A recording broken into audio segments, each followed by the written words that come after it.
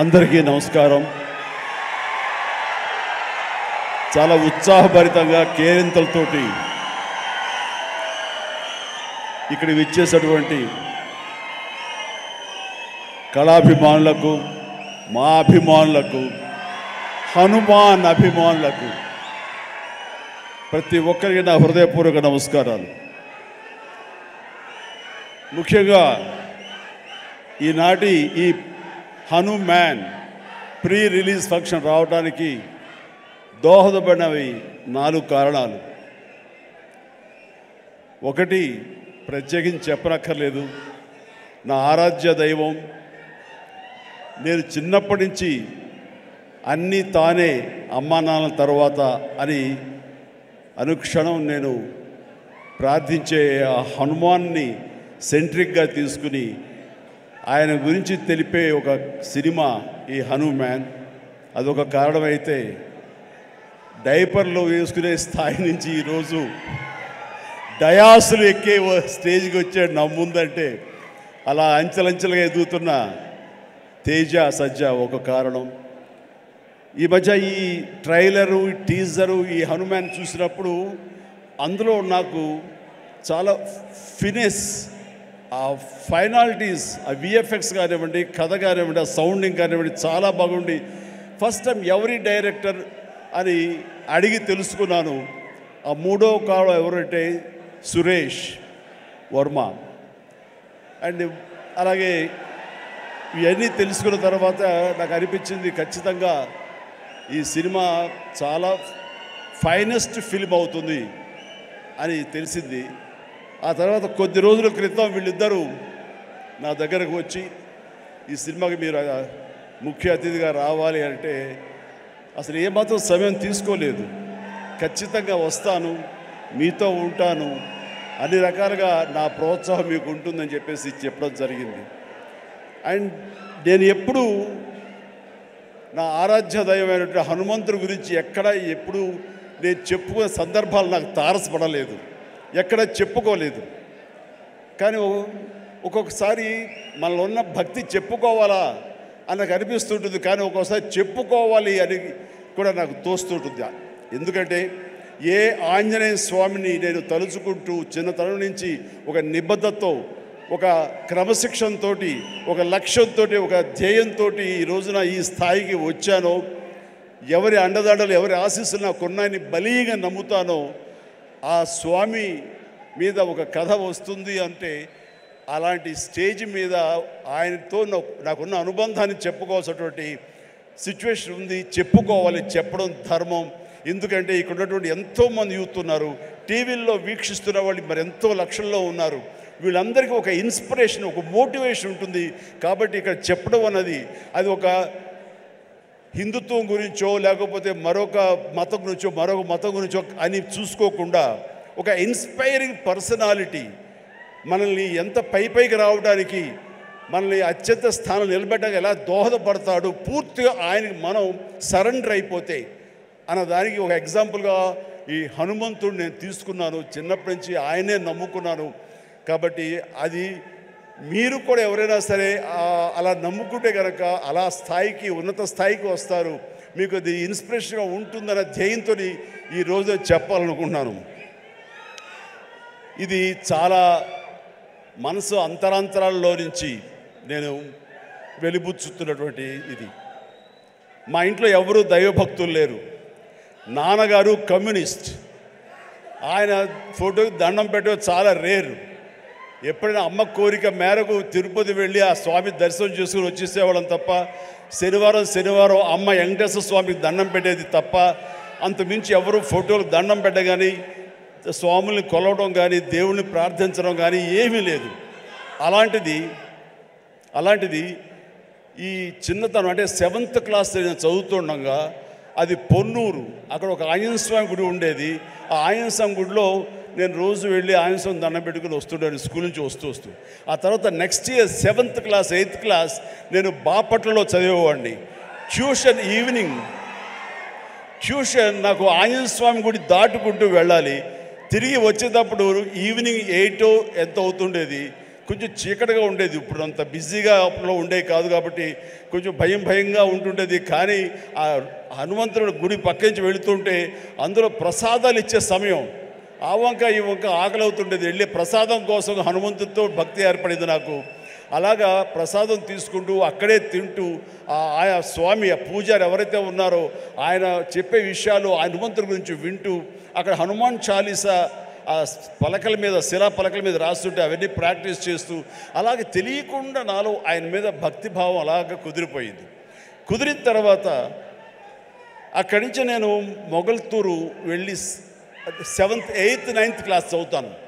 ఆ సమయంలో మా ఫ్రెండ్స్ తోటి బజార్లో వెళుతుంటే మీకు గుర్తుండి ఉంటుంది, చాలామంది ఎవరైతే విలేజ్ నుంచి వచ్చారో వాళ్ళకి బాగా తెలుసు, రోడ్డు మీద ఒక చెక్స్ ఉన్నటువంటి ఒక ఇది వేసుకుని ఒక్కొక్క చెక్స్లో ఒక్కొక్క వస్తువులు, ప్లాస్టిక్ వస్తువులు, రకరకాల వస్తువులు పెట్టి ఒక క్యాలెండర్ ఉండేది. క్యాలెండర్ కింద మిఠాయిలు అతికించేవాడు. సో మనం 2 పైసలు 3 పైసలు ఇస్తే ఆ మిఠాయి మనకి ర్యాండమ్గా చింపుకోవచ్చు. అది ఓపెన్ చేస్తే ఇంత పెప్పర్మెంట్ ఉంటుంది. ఆ పెప్పర్మెంట్ వెనకాల ఒక నెంబర్ ఉంటుంది. ఆ నెంబర్ చూసుకుని చెక్స్లో చూసుకుంటే ఏ వస్తువు, అది ప్లాస్టిక్ దువ్వెన రావచ్చు, ప్లాస్టిక్ అద్దం రావచ్చు, ఒక్కోసారి ఏమీ రాకపోవచ్చు. అలా చూసుకుంటే నాకు ఒక క్యాలెండర్ వచ్చింది. ఆ క్యాలెండర్ ఇచ్చాడు. ఓపెన్ చేస్తే హనుమంతుల వారి క్యాలెండర్, ప్రసన్న ఆంజనేయ, గుండె చీల్చుకున్నది. ఆ హనుమంతుడు వాడు ఏ సమయంలో వచ్చిందో ఈ రోజుకి మా ఇంట్లో అది అలా కొలువై ఉంది. ఆంజనేయ స్వామి ఫ్రేమ్ కట్టి అది పూజిస్తూనే ఉన్నాను గత ఎన్నో సంవత్సరాలుగా. దాదాపుగా నాకు 12-13 సంవత్సరాలు అప్పటి నుంచి. అంటే ఏంటో తెలీదు, హనుమంతుల వారి గురించి నేను ఆయన వెంటపడ్డానా, ఆయన మీద నాకు ఒక గురి కుదిరేసరికి ఆయన నా వెంటపడ్డారో నాకు తెలియదు. కానీ నా యొక్క జీవితంలో అంతర్భాగం అయిపోయారు. అది అంతటితో ఆగకుండా నేను 10th చదివే సమయానికి మా నాన్నగారికి ఎక్కడో పేరాల చీరాల అనే ఊళ్ళో నాన్న పనిచేసేవాళ్ళు. అక్కడి నుంచి నాన్నగారికి మాడుగులని ఉత్తరాంధ్రలో అయింది ట్రాన్స్ఫర్. అక్కడికి వెళ్ళటం నాన్నగారికి ఇష్టం లేదు. సో లాంగ్ లీవ్ పెట్టేశారు. ఆయన 3 monthsలో చాలా దిగాలు పడిపోయేవారు, ఒక డిప్రెషన్ గురయ్యేవారు. నాన్న అలా చూస్తే నాకు చాలా బాధ అనిపించేది. నాన్న, మీకు దేవుడి మీద నమ్మకం లేదు, కానీ మీరు హనుమంతుల వారిని హనుమాన్ చాలీసాని 108 సార్లు చదువుతూ అలా చేయండి. వితిన్ నో టైం మీరు అనుకున్న చోట మీకు ట్రాన్స్ఫర్ జరుగుతుంది అని చెప్పేసి 15 ఏళ్ల కుర్రవాడిగా 10th క్లాస్లో నాన్నకి చెప్తే ఆయన వింటారా వినరో, ఆయన పెద్ద దేవుడి మీద భక్తి లేదు అని కొంచెం టెన్షన్గా. అవునంటావా? జరుగుతుందా? చేద్దామా? చేయనా అంటే అప్పటికప్పుడు హనుమాన్ చాలీసా నేనే ఒక చిన్న కాగితం రాసేసి నాన్నకి వచ్చాను. నాన్న 2-3 సార్లు చదివారు.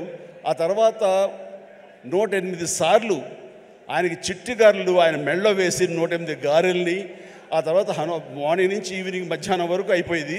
అలా చదివేవాళ్ళు. నమ్మండి నమ్మపోండి, 1 నెల రోజుల లోపల ఆయనకి మళ్ళీ ఏ ఊరైతే కోరుతారో ఆ ఊరికి ట్రాన్స్ఫర్ అయిపోయేసరికి నాన్నకి విపరీతమైన నమ్మకం ఏర్పడిపోయింది.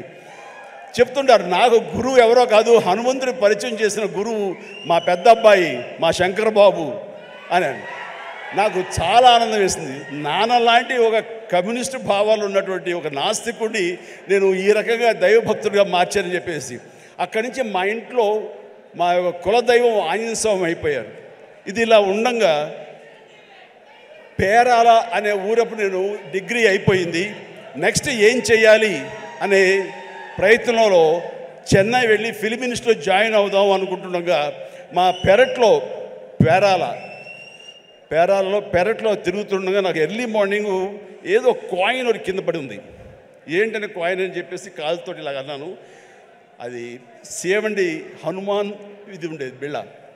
వెంటనే కళ్ళకు అద్దుకుని పొరపాడైపోయింది చెప్పి చూస్తే హనుమంతుడి బొమ్మ ఉంది.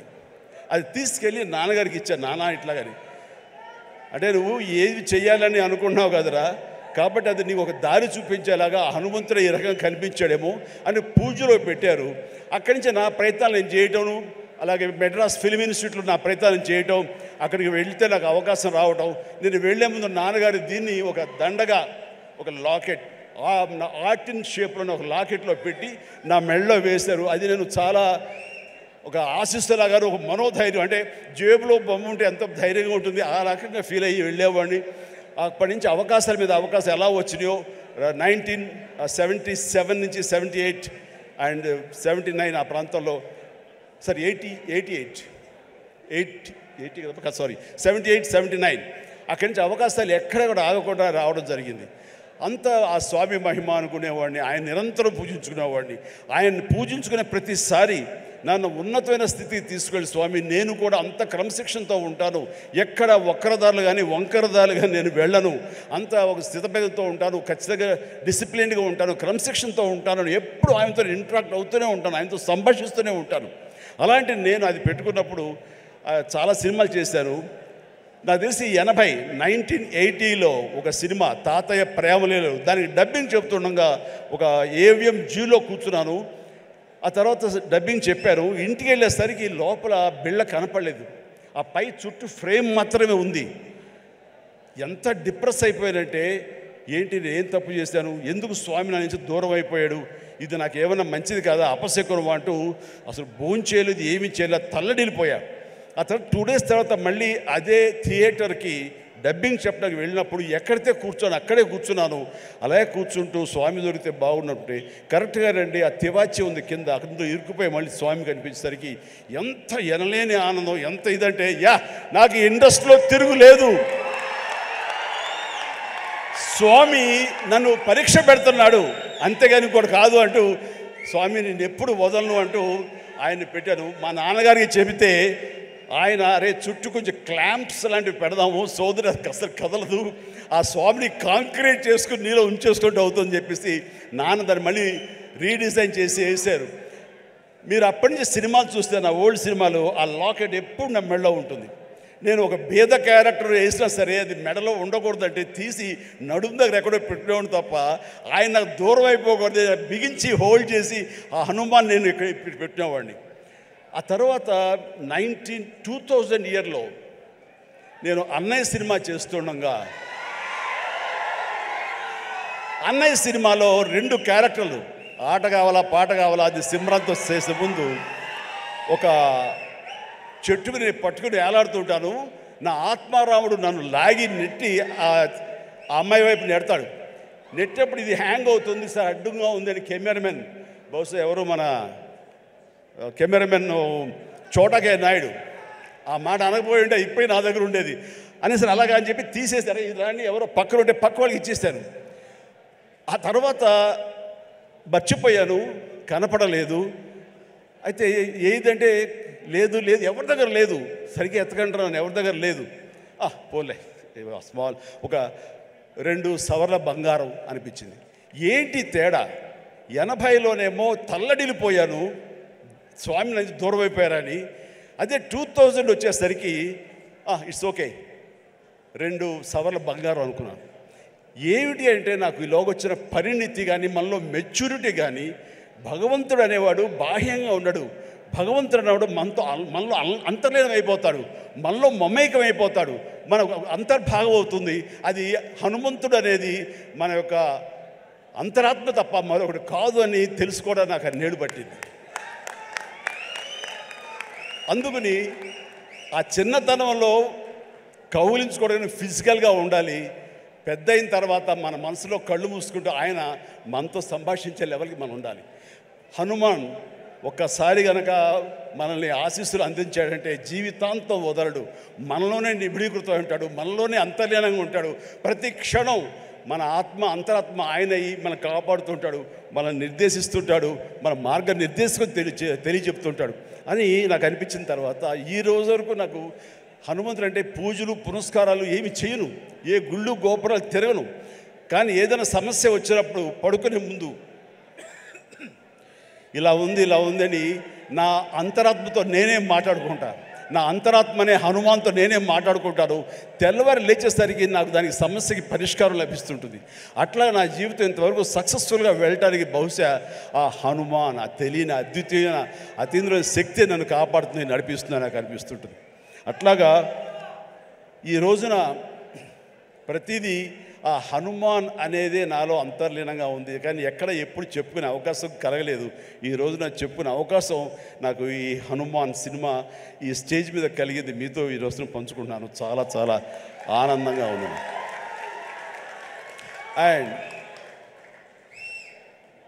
ఈ మధ్య వీళ్ళు చెప్పారు, తర్వాత బయట కూడా చెప్పారు ఎవరో, ఈ హనుమాన్ అనే టైటిల్ మీ నుంచి వచ్చింది, మీ నోటంటే వచ్చిందని చెప్పేసి ఇందాక కూడా క్లిప్పింగ్ వేశారు. అది సమంత అది ఆహాలో ఒక చిన్న ఇంటర్వ్యూ జరుగుతుంటే అక్కడ మీకు నచ్చినటువంటి సూపర్ హీరోస్, మార్వల్ హీరోస్ ఎవరు అని చెప్పి అడిగితే సూపర్ మ్యానా, బ్యాట్మ్యానా, లేకపోతే ఐరన్ మ్యానా ఎవరంటే నాకు వాళ్ళ పేర్లు చెప్పేంటి, మన హనుమాన్ ఉన్నాడు కదా ఆయన మించిన వాడా అంటూ నేను వెంటనే ఒక క్షణం పాటు ఆలోచించి హనుమాన్ అన్నాను. అంది హనుమాన్, మా హనుమానే నాకు హనుమాన్ అని అనేసరికి చాలా చాలా మంచి అప్రిసియేషన్ వచ్చింది. చాలా బాగుంది అనిపించింది. నా మనసులో మాట అది. ఆ మనసులో నుంచి వచ్చేటువంటి ఆ మాటకి అంత వెయిటేజ్ ఉంది కాబట్టి ఇలాంటి ప్రశాంత్ వర్మ లాంటి వాళ్ళ యంగ్స్టర్స్ని అది ఆకట్టుకుంది. ఇదే మన సినిమా టైటిల్ ఎందుకు అవ్వకూడదని వాళ్ళు నిర్ణయించుకోవటం ఇది నాకు మరింత ఆనందంగా ఉంది. ఆ రకంగా స్వామి మీతో ఉన్నాడు, ఆయన ఈ టైటిల్ పెట్టాడు, ఆయనే మనకు అందరికీ స్ఫురించేలా చేశాడు. కాబట్టి ఖచ్చితంగా ఈ సినిమా ప్రేక్షకుల ఆదరణ పొందుతుంది అంటలో ఎలాంటి సందేహం అక్కర్లేదు. ఇది ఎంత కష్టపడ్డారంటానికి దీనికి ద బెస్ట్ ఫిల్మ్గా రాబట్టడం కోసంగా ఫస్ట్ గ్లిమ్స్ నుంచి కూడాను వావ్ ఏంటి సినిమాని, దాని సినిమా వైపు అందరూ ఆకర్షితులు అయ్యేలాగా చేయగలిగాడంటే కనుక ఆ పరిధానంలో ఆ అత్యంతం ప్రశాంత్ వర్మ తీసుకున్న శ్రద్ధాశక్తులే. కాబట్టి ప్రశాంత్ వర్మ మీ యొక్క కష్టం, మీ యొక్క ఇది ఆలోచనలు, అలాగే మన హీరో తేజ యొక్క కష్టం, అతని శ్రద్ధాశక్తులు ఇది వృధా కావు. ఎందుకంటే ఈ సీజన్ అనేది అంత మంచి సీజన్. ఎన్ని సినిమాలు వచ్చినా సరే ఎన్ని సినిమాలు వచ్చినా సరే ఖచ్చితంగా ప్రేక్షకులు బాగుంది, మన కంటెంట్లో మన సత్తా ఉంది, మనకు ఆ దైవ ఆశీస్సులు ఉన్నాయంటే కనుక ఖచ్చితంగా ఆదరిస్తారు, హక్కును చేర్చుకుంటారు, పెద్ద విజయాన్ని మీకు అందేలా చేస్తారు. కాబట్టి ఎలాంటి డౌట్ అక్కర్లేదు. అయితే ఇది పరీక్షాకాలం అనుకోవచ్చు, కొన్ని థియేటర్లు అనుకునే విధంగా మనకి లభించకపోవచ్చు. It's okay. ఈరోజు కాదు రేపు చూస్తారు, రేపు కాకపోతే సెకండ్ షో చూస్తారు, సెకండ్ షో కాకపోతే థర్డ్ షో చూస్తారు. బట్ కంటెంట్ బాగుంటే ఎన్నో రోజులు చూసినా, ఎన్నో షో చూసినా సరే దీనికి మార్కులు పడతాయి. ఈ రోజున ఇందాక చిన్నవాడైనా సరే చాలా పెద్ద మనసుతో అన్నాడు, అన్ని సినిమాలు వెంకటేష్ సినిమా, నాగార్జున సినిమా, అలాగే మన మహేష్ బాబు సినిమాలు, అన్ని సినిమాలు ఆడుతాయి. ఈ సినిమాలు అన్నీ ఆడాలి, పరిశ్రమ పచ్చగా ఉండాలి. వాటితో పాటు మా ఈ సినిమా హనుమాన్ కూడా ఆడాలని నేను ఎంతో మనస్ఫూర్తిగా నేను కోరుకుంటాను, జరుగుతుంది. అండ్ ఇదే ఒకసారి నేను దిల్ రాజుతో అన్నాను, దిల్ రాజు ఏంటి మన 2016-17లో మా 150 సినిమాను బాలకృష్ణ గారి సినిమా ఇంకోటి రిలీజ్ అయినప్పుడు ఏంటి మళ్ళీ ఈ సినిమా రిలీజ్ చేస్తాం, కొంచెం డిలే చేయొచ్చు కదా అని అంటే, సార్ అలా కాదు సార్, మా కంటెంట్ బాగుంటుంది, శతమానం భవతి అని, మీ పెద్ద సినిమాలు మధ్యలో ఈ సినిమా ఆడకుండా పోదు సార్, ఏం పర్వాలేదు అన్నాడు. ఓకే, అంత ధైర్యంగా ఉంటే వెల్ అండ్ గుడ్ అన్నాను. ఆ సినిమా కూడా బాగా ఆడింది. కాబట్టి అదే దిల్ రాజు గారు అందరికీ మనకు చెప్పినట్టుగానే ఈ రోజున ఈ సినిమా కూడా బాగా ఆడుతుంది. So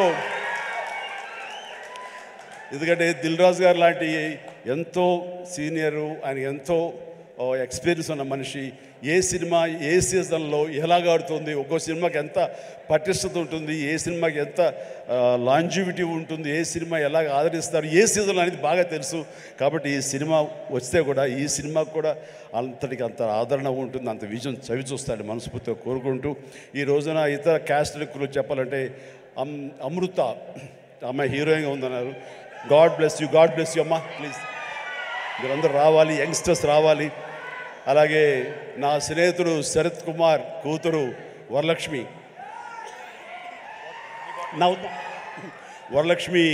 Sarath Kumar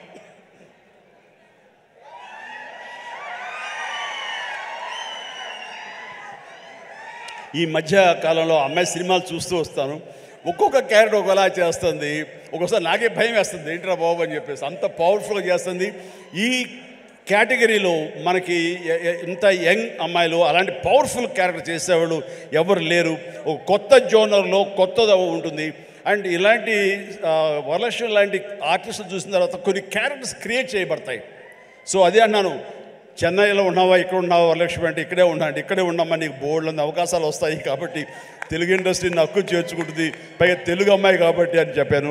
so all the very best, all the very best అమ్మా, గాడ్ బెస్ట్. అలాగే విలన్గా చేసినటువంటి వినయ్ చాలా వెరీ పవర్ఫుల్గా చేస్తారు. Vinay please please please please stay stay stay. Vinay wonderful, you look damn good like A Hollywood, you look A Hollywood villain and you have your own mark and you will have your own market here. Definitely all the very best. And ప్రతి ఒక్కరికి నేను మనస్ఫూర్తిగా అందరికి చెప్తాను.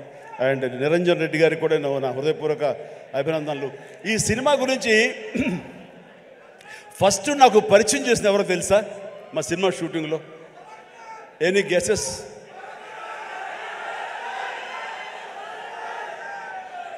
Getup scene.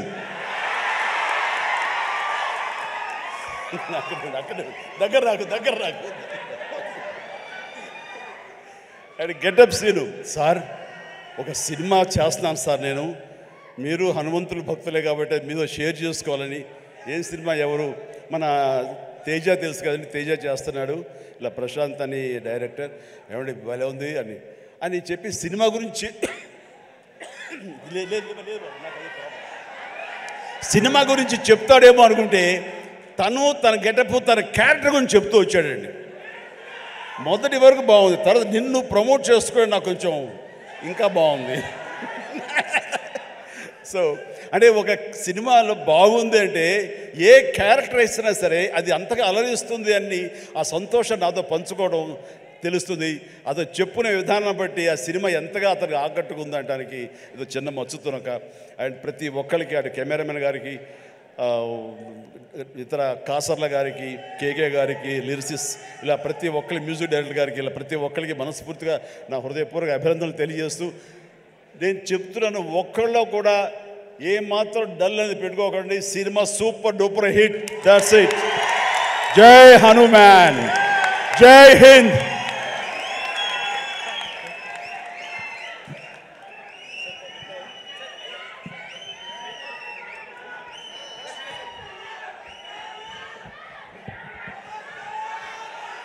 ఒక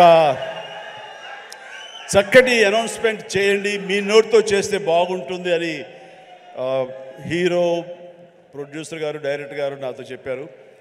ఈ cinema రామమందిరం అన్నది ఇదే సమయంలో అక్కడ రావటం, దానికి మా అందరికీ ఆహ్వానం రావడం, రేపు 22వ తారీఖు మేము అక్కడికి వెళ్ళేందుకు అన్ని రకాలుగా సంసిద్ధం అవడం, ఇవన్నీ కూడా ఒక శుభ పరిణామం. ఆ సందర్భంగా వీళ్ళు ఏమన్నారంటే, మా సినిమా ఆడినన్న రోజులు వచ్చే కలెక్షన్స్లో ప్రతి టికెట్పై 5 రూపీస్ రామమందిరం అయోధ్యకి ఇవ్వడం కోసం సమాయుత్తం అయ్యాం అని చెప్తుంటే ఇది వండర్ఫుల్ అండి. మీ యొక్క స్వకార్యంతో పాటు దైవ కార్యానికి కూడా మీరు నడుము బిగించినందుకు ఆశీస్సులు నిండుగా ఉంటాయి. ఈ సమయంలో ఎవరు ఇతోధికంగా ఎంత ఇచ్చినా సరే డెఫినెట్గా ఇది ఒక బృహత్కర కార్యక్రమం, చరిత్రలో నిలిచిపోయేటటువంటి ఘట్టం ఈ రోజున రామమందిర నిర్మాణం. కాబట్టి మీ యొక్క ఆ పుణ్యం కూడా మీకు దక్కుతుంది, మీ అందరికీ అది వరం అవుతుందని కోరుకుంటూ విజయాన్ని సాధిస్తుంది అంటే ఎలాంటి సందేహం లేదు. God bless you all.